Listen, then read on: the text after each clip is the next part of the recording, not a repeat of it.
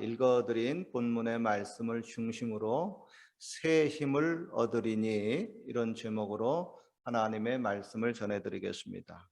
새해 돼가지고 새로운 마음을 가지고 새롭게 출발을 해보려고 하는데 이게 영 힘이 안 나는 경우가 있습니다. 왜 그렇습니까? 혹시 지난 한 해 동안이나 혹은 인생을 살아오면서 쌓여진 피로감이 아직도 남아있기 때문에 그런지 모르겠습니다. 그래서 좀 너무 피곤하다, 좀 쉬고 싶다 하는데 환경이 또 쉬는 것을 허락하지 않을 때가 많이 있습니다. 그래서 스트레스는 계속 쌓여가고요. 또 만성 피로 증후군 같은 것이 생길 수가 있고 우울증이 나타날 수도 있습니다. 여기서 우리가 돌파구를 찾지 못하면 인생은 계속해서 힘들어질 수밖에 없겠죠. 그러나 이제 2년간 이제 풀로 진행이 된 이 코비드 19 사태로 인해서 사람들이 또 돌파구 마련하기도 또 쉽지 않습니다. 더구나 우리는 이제 외국 땅에서 사는 저희들이 돌파구 마련하기가 더 쉽지 않은 경우가 있습니다. 그래서 새해가 다가왔어도 이거 피곤하다 하고 축 처지는 경우가 있습니다. 인생을 제법 살아본 솔로몬 왕이 노년에 이렇게 고백을 합니다. 만물의 피곤함을 사람이 말로 다 할 수가 없나니 그랬어요. 와, 사람만 피곤한 것이 아니라 동물도 피곤하고 하나님이 만들어준 피조물들이 다 피곤하다는 거예요. 근데 그 피곤함이 얼마나 큰지 말로 다 표현을 할 수가 없을 정도로 사람들이 피곤에 쩔어 있고 지쳐 있다고 하는 겁니다. 오늘의 본문도 말씀합니다. 소년이라도 피곤하며 그랬어요. 여러분, 사실 소년의 경우는 피곤함을 잘 모르는 시절입니다. 저의 그 소년 시절 경우도 이렇게 돌이켜 보면은 제가 소년 시절 그때에는 피곤함을 잘 몰랐습니다. 자고 일어나면 계속해서 샘이 솟아났습니다. 그래서 인생은 다들 그렇게 피곤함 없이 사는 줄 알았습니다. 그리고 그 당시에 뭐 노인분들이나 부모님이 좀 피곤하다 이렇게 하면은 피곤이 뭐지? 그렇게 의아심을 가질 정도로 피곤이란 단어를 잘 모르고 지냈었습니다. 그런데 본문에는 소년이라도 피곤해진다고 얘기를 하고 있습니다. 오늘 소년들에게, 학생들에게, 젊은 사람들에게 묻고 싶습니다. 요즘 너희들도 좀 피곤하니? 왜 피곤한 거야? 아마 이런 질문을 한국에서 하면은 좀 이상할 것입니다. 한국에서는 학생들이 입시 위주의 공부를 경쟁적으로 막 하다 보니까 늘 잠 못 자고 피곤한 경우가 많습니다. 그래서 어른들보다 학생들, 소년들이 더 피곤한 경우가 많아요. 그러고 보니까요, 저희 그 학창 시절의 꿈이 뭐였냐 하면은 다름 아닌 어른이 되는 것이었습니다. 왜 꿈이 어른이 되는 거예요? 이유가 뭐예요? 보긴 봅니까? 공부하기 싫어서지. 여러분 가운데도 그런 분이 있을는지 모르겠어요. 물론 저희 경우 뭐 다른 그 학생들에 비해서 그렇게 공부 열심히 하지도 못했습니다. 그리고 그렇게 공부 잘했던 기억이 없습니다. 왜 그렇게 그 당시에 공부하는 게 피곤한지 모르겠어요. 근데 뭐 공부 좀 더 열심히 하고 좀 잘하는 학생들은 공부가 좀 취미가 있어가지고 피곤함이 좀 덜할런지도 모르겠어요. 그러나 뭐 역시 학생들이나 젊은이들에게 있어가지고 인생은 피곤하기는 마찬가지입니다. 피곤해요, 그들도. 솔로몬 왕이 만물의 피곤함이 말로 표현할 수가 없다고 하니까 모든 만물들이 다 피곤하다는 겁니다. 그래서 저희 그 꿈대로 이제 어른이 되어가지고 모든 학교 공부 과정을 다 졸업하고 해방이 되면은 어떻습니까? 그때서부터 이제 피곤함이 이제 완전히 사라지는 겁니까? 아니죠. 도리어 그때부터 인생의 본격적인 경쟁 시대의 피곤함에 접어들게 됩니다. 그래서 어른이 되면은 종종 자주 고백을 합니다. 아, 피곤하다, 피곤해. 제가 한국에서 전도사 처음 이제 임명받아 가지고 간 동네가 미아리 삼양동 그쪽 지역이었습니다. 서울에서 가장 가난한 달동네 중에 한 군데였었어요. 그 당시 저는 당시 총각 전도사였었어요. 나이도 30대 초반이었어요. 근데 총각 전도사라고 하면은 어른 교구다 보니까 좀 무시하고 좀 이상한 사태가 일어날까 봐 결혼했다고 속였습니다. 장장 2년 반을 속였어요. 몰랐어요. 그래서 내가 2년 반 있다가 결혼한다고 하니까 깜짝 놀라더라고. 어떻게 그렇게 철저하게 완벽하게 속였느냐고. 어? 근데 그때 30대 초반이었가지고 또 총각이었다 보니까 뭐 피곤함을 몰랐어요. 높고 낮은 그 지역을 뭐 몇 시간 뭐 돌아다니고 신방하고 다녔어요. 그리고 당시에 뭐 차도 없었으니까 물론 막 발로 막 뛰어다녔었습니다. 근데 저하고 같이 그 높고 낮은 곳에 신방하고 차 없이 다니던 분들이 연세가 많이 드신 권사님들이나 조장님들이었었어요. 특별히 여성분들. 그래서 그분들과 함께 이제 대여섯 시간 또 신방을 마치면은 그분들이 저에게 늘 하는 말이 있습니다. 아이고, 전도사님 피곤하시지요? 저는 전혀 피곤하지 않는데 권사님들이 스스로 피곤해가지고 저한테 물어보는 겁니다.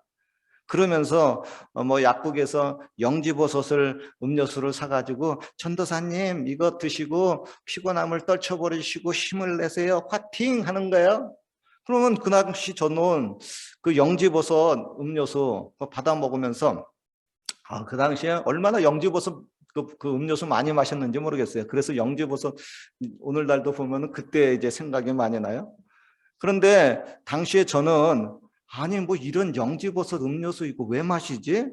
전혀 피곤하지 않는데 하고 좀 이상하게 생각을 했습니다. 오늘의 그 설교도 마찬가지예요. 인생의 피곤함에 대해서 성경이 얘기를 하고 있는데 여러분들 중에 나는 전혀 피곤하지 않습니다. 육체적으로나 정신적으로나 영적으로나 거뜬합니다. 뭐 이런 분들 있으면 뭐 할렐루야입니다. 계속 그렇게 힘을 내고 힘차게 새해를 달려가시면 됩니다. 할렐루야. 그런데 제법 많은 사람들이요, 새해가 되었음에도 불구하고 피곤함이 쌓여가지고 무기력하게 인생을 사는 분들이 제법 있습니다. 그런 분들에게는 새해가 돼도 별로 그렇게 희망이 안 보이죠. 더구나 인생을 살면서요, 저런 그 당하는 그 문제 때문에 그 스스로 또 해결할 수 없어가지고 눌려 있을 때 그 피곤함은 상당히 그 더해지게 됩니다. 특별히 말세에는 그 피곤함의 이유가 인간성의 타락이 극도로 심해지면서 사람하고 상대하면서 피곤할 때가 굉장히 많습니다. 물론 그렇게 나를 피곤하게 하는 그런 사람을 좀 안 만나면 좋은데 그럴 수는 없잖아요. 그렇게 안 만나기 위해서는 뭐 너가 지구를 떠나든지 내가 지구를 떠나든지 둘 중에 하나 해야 되는데 그렇게 지구를 떠나는 일들은 좀처럼 발생하지 않잖아요. 그래서 그렇게 그 사람들로부터 다가오는 그 피곤함이 있음에도 불구하고 그걸 피하지 못하고 사는 것이 인생입니다. 이를 가르쳐 가지고 세상 사람들은 아이고 얄궂은 운명의 만남이다. 뭐 그렇게 표현하고 지나갑니다. 예수님이 만난 그 수가성의 그 운물가의 여인이 그랬습니다. 얄궂은 운명의 만남을 많이 겪었습니다. 남편을 5명이나 만났어요. 그건 뭐냐 하면 이혼을 5번 했다고 하는 겁니다. 아니 이혼을 한 번만 해도 굉장히 힘들고 피곤한 큰 상처인데 5번을 이혼을 했으니 얼마나 인생이 힘들고 피곤했겠습니까? 그리고 지금은 결혼하고 이러는 것이 너무 또 이혼해야 되니까 피곤한 일이니까 또 다른 그냥 남자와 결혼하지 않고 그냥 동거하면서 살고 있었어요. 그런데 그 남자 역시도 자기를 또 피곤하게 하는 겁니다. 그래서 늦게까지 그 여인이 잠을 자고 정원화 되어가지고 힘없이 터덜터덜 운물가에 왔습니다. 왜 우물가에 왔어요? 목마르니까 물 마셔야 되니까 왔어요. 누가 봐도 이 여인의 얼굴을 보면은 피곤함이 쩔어 있었어요. 피곤함이 묻어 있었습니다. 오늘날의 그 많은 그 부부들도 이런 상태입니다. 그 여자를 만나서 그 남자를 만나서 살다 보면 인생이 좀 행복해지고 살 맛이 날 것 같이 생각이 되었는데 얼마간은 그러다가 나중에 인생이 꼬이고 인생이 피곤해지는 겁니다. 더구나 또 그렇게 가정에서 피곤해지는데 사회생활 속에서도 또 만나는 사람들 대부분이 자기를 피곤하게 합니다. 그래서 먹고 살고 그렇게 인생 사는 일들이 갈수록 피곤해집니다. 그리고 또 엎친 데 덮친 격으로 때로는 환경이 자기를 도와주지 못하고 환경조차 더 안 좋아져 가지고 자기를 더 피곤해하게 만드는 경우가 있습니다. 오늘 본문에 보면 야곱이란 사람이 그랬어요. 야곱은 속으로 이렇게 생각합니다. 누가 나의 이런 사정을 알아주느냐? 누가 나의 이런 원통함을 알아주느냐? 야곱은요, 살면서 아주 원통한 일을 몇 번 당했습니다. 특별히 자기는 이제 외삼촌 집에 딸 라헬을 이제 배우자로 얻기 위해서 7년간 뼈 빠지게 노동을 하고 지냈었습니다.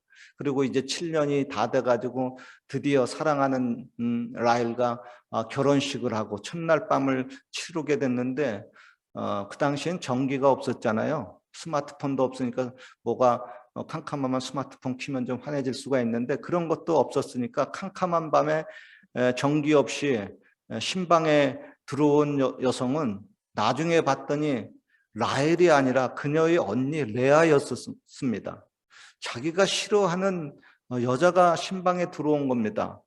완전히 사기 결혼 당한 겁니다. 그것도 외삼촌에게 말해요. 그런데 어찌합니까? 이미 신방을 다 치렀습니다. 아침에 일어나 보니까 너 누구야? 이거 완전히 기절초풍할 일이 벌어졌어요. 그런데 어떻게 해요? 이미 엎질러진 물입니다. 그래서 그녀를 평생도록 책임지고 가야만 했습니다. 누가 이런 그 야곱의 사정을 알아주고 그 원통함을 풀어주겠습니까? 그리고 또 이렇게 결혼한 야곱은 처자식들도 먹여 살리겠다고 또다시 7년간 외삼촌 밑에서 죽도록 일을 했습니다. 그런데 외삼촌은 월급 보수 주겠다고 해놓고 이런저런 핑계를 대고 계속해서 월급을 주지 않았습니다. 믿었던 외삼촌에게 노동 착취를 7년 동안 당했습니다. 그렇다고 또 외삼촌에게 외삼촌 왜 이러는 겁니까 하고 따질 만한 처지도 못 되었어요. 그래서 야곱의 인성은 왜 그렇게 안 풀리는지 지쳐만 가는 거예요. 피곤합니다. 야곱의 후손인 이스라엘 백성들도 그랬습니다. 바벨론으로 포로로 끌려갔어요. 그래서 낯선 외국 땅에서 힘든 생활을 하고 지냈었습니다. 이거 뭐 한 해 두 해도 아니고 70년간 포로 생활을 했습니다. 그동안에 외국 땅에서 쌓여진 그 원한이 너무나 많습니다.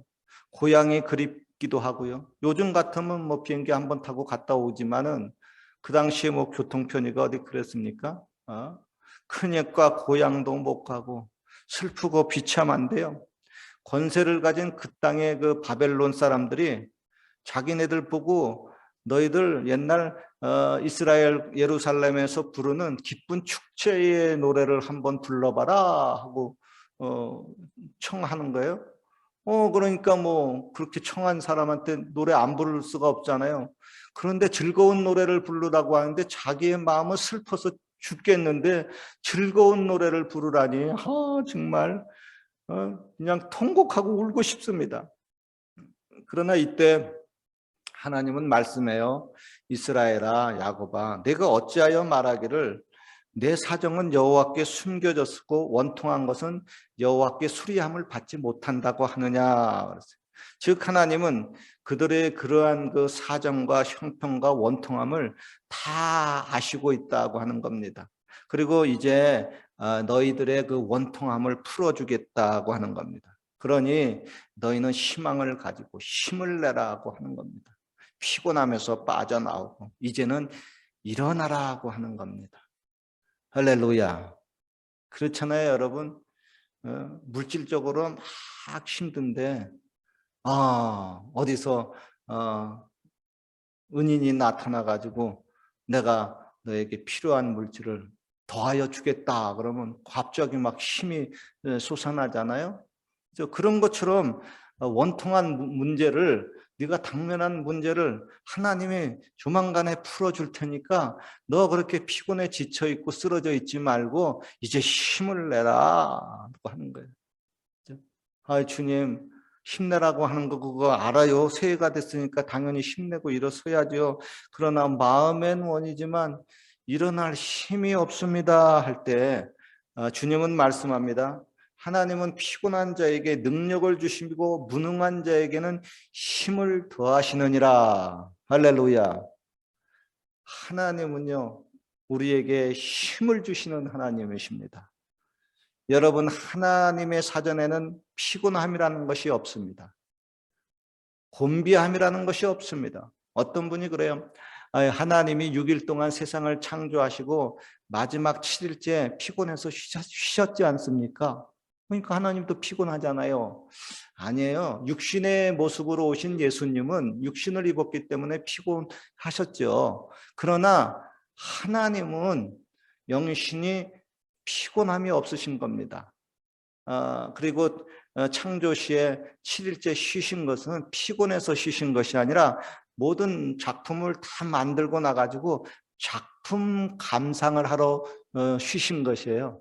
그리고 이제 7일째 따로 정하셔서 자신의 형상을 따라 지음받은 우리 사람들, 우리와 더불어 얘들아 내가 만든 세상을 같이 감상하자, 그리고 같이 노래하고 찬양하자, 예배드리자, 같이 행복하게 지내자 하고 7일째를 따로 정하신 것이지 피곤해가지고 쉬는 날로 정하시지 않았습니다. 그런데 하나님과 이제 같이 이렇게 행복해야 할 백성들이 피곤하고 지쳐가지고 축 처져 있으면 어떡합니까? 아무리 여러분 폭풍우가 몰아쳐도요, 독수리는요 그 창공을 콱 솟아오릅니다. 그래가지고 밑에는 막 천둥 번개가 쳐도 그것을 뚫고 올라가 가지고 햇살이 탁 내리치는 곳에서 유유히 이렇게 비행을 해요. 그런 것처럼 아무리 폭풍우가 비바람이 몰아쳐도 독수리가 창공을 박차고 쫙 솟아오르듯이 오직 여호와를 앙망하는 자는 셈을 얻고 그렇게 쫙 올라갈 수 있다고 하는 겁니다. 할렐루야. 누가요? 오직 온리 하나님을 앙망하고 바라보는 자가 그렇게 셈을 얻을 수 있다고 얘기를 하고 있습니다.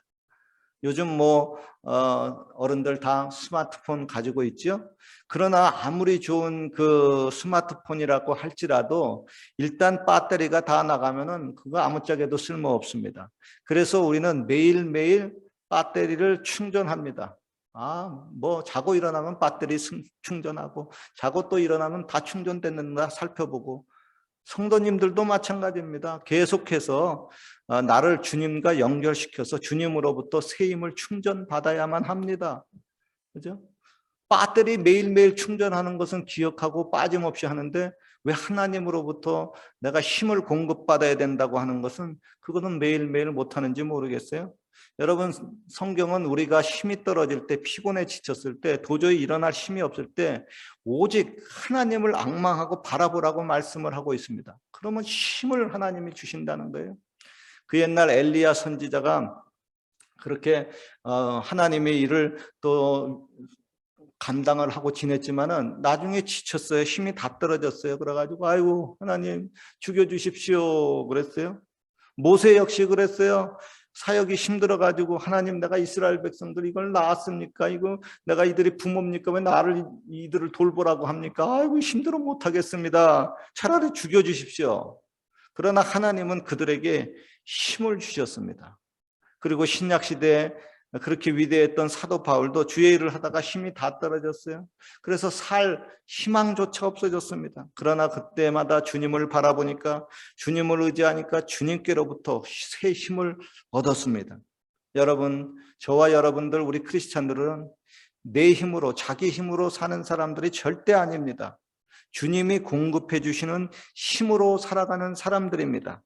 이전에 주님은 나에게도 힘을 공급해 주셨고요. 앞으로도 또 계속해서 새해에도 또 살 수 있는 힘을 공급해 주실 것입니다. 누구에게요? 오직 하나님을 앙망하고 바라보는 사람에게 그러한 힘을 주겠다고 하는 겁니다.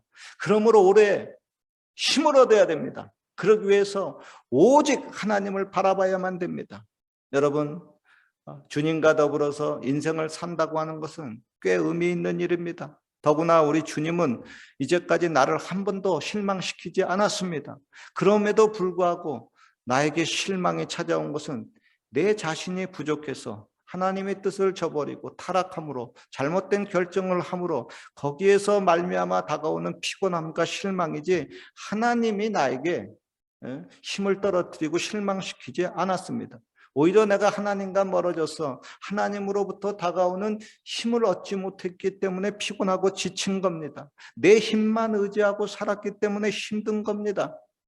외국 땅이어서 힘든다. 아니에요. 외국 땅에서 하나님을 바라보지 못하니까 힘든 겁니다. 그리고요, 때로는 그 피곤함이 너 때문인도 아니고 나 때문인도 아닌 경우가 제법 있습니다. 이렇게 피곤한 것이 남편 때문도 아니고 아내 때문도 아니고 너 때문에 나 때문이도 아닌 경우가 있어요. 그럼 뭐야? 누구 때문이야? 원수 마귀가 자기의 때가 얼마 안 남은 줄 알고 우리를 이간시키고 참소하고 힘들게 했기 때문입니다. 그러나 그런 경우도 잊지 마십시오. 우리들에게는 이렇게 마귀 귀신들을 물리칠 수 있는 예수님의 권세가 있습니다. 예수님의 능력이 있어요. 그래서 이런 능력을 줄 테니까 너희를 피곤케 하는 마귀 귀신들을 물리쳐라, 쫓아내라. 그래가지고 다시 힘을 회복하라고 성경은 말씀을 합니다. 여러분, 새해가 되었습니다. 오직 여호와를 앙망하는 가운데 계속해서 힘을 얻고 또 얻어서 주님과 함께 인생의 끝까지 전진해 나가시길 주님의 이름으로 축원합니다.